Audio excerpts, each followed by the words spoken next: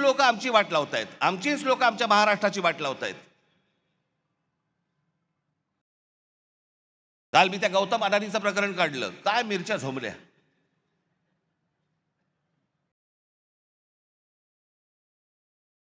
आणि काय पुढे सुरू केलं तर राज ठाकरेंचा माझा आणि गौतम अडाणीचा एक फोटो. बरं, मग पुढे माझ्या घरी गौतम अडाणी येऊन गेला एकदा, माझ्याकडे रतन टाटाही येऊन गेलेत, माझ्याकडे मुकेश अंबानी येऊन गेलेत, माझ्याकडे आनंद महिंद्राही येऊन गेलेत, अनेक उद्योगपती येऊन गेलेत, अनेक फिल्ममधले कलाकार येऊन गेलेत. घरी येऊन गेले म्हणून त्यांची काय पापं झाकायची का मी?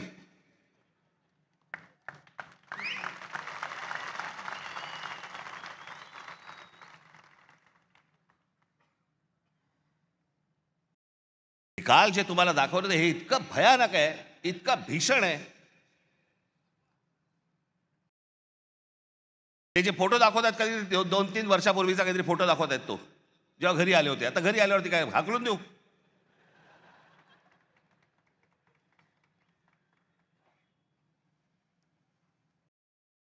ज्या वेळेला या महाराष्ट्रावरती संकट येईल, ज्या वेळेला या मुंबई ठाणा आमच्या शहरांवरती संकट येईल, राज ठाकरे दोस्ती बिस्ती बघणार नाही कुठे. आणि अडाणीशी दोस्ती करण्याचा माझा विषयच नाही. मी इतका अडाणी नाहीये.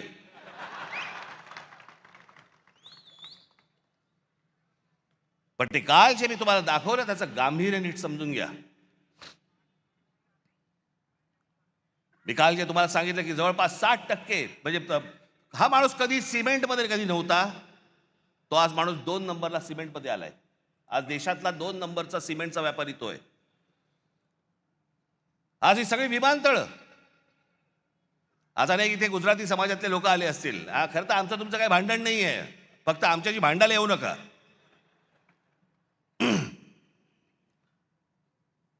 हे जे डाव रचतायत याच्या विरोधात खरं तर इथल्या गुजराती समाजाने उभं राहिलं पाहिजे, त्यांच्या विरोधात.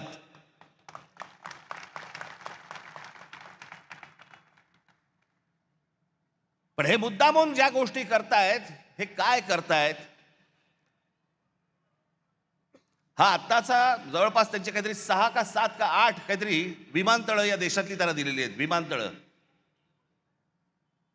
तुम्हाला माहीत नसेल म्हणून मी तुम्हाला सांगतो, यातलं नवी मुंबईचं विमानतळ हे सोडलं तर गौतम अडाणीने या देशामधलं एकही विमानतळ बांधलेलं नाही. दुसऱ्यांनी बांधलेली, दुसरे चालवत असलेली विमानतळं गन पॉइंट वरती स्वतःकडे घेतली.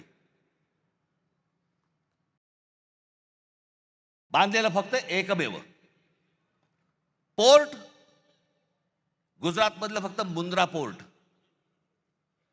बाकी देशभरामधली जेवढी पोर्ट्स आहेत ही सगळी दुसऱ्यांची होती. गन पॉइंट वरती सांगितलं ही मला पाहिजे.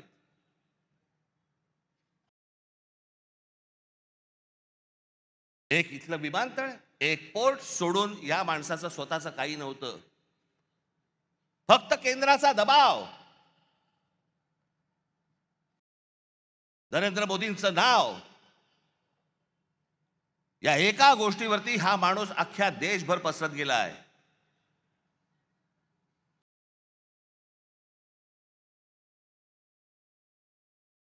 उद्या जर ही पोर्ट बंद झाली, तुमचा व्यापार ठप्प. उद्या देशामधली वीज निर्माण करणारा हा गौतम अडाणी, उद्याने वीज बंद केली, तुम्ही अंधारात सगळे. तक्रार कोणाकडे करायची?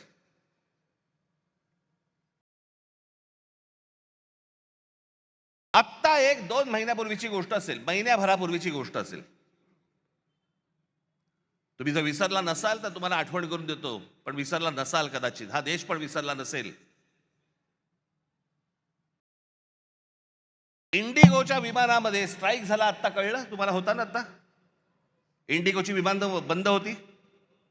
या इंडिगोच्या मालकाला या एव्हिएशन मधली म्हणजे हवाई वाहतुकीमधली 65% हवाई वाहतूक, या देशाची 65% हवाई वाहतूक ही इंडिगोकडे दिलेली आहे. त्यांनी स्ट्राईक केला, त्यांनी बंद केलं, कारण काही नाही दिली.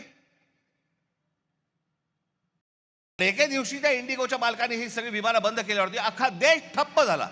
सगळे विमानतळ भरून माणसं वाहत आहेत. लहान लहान मुलं तडफडतायत.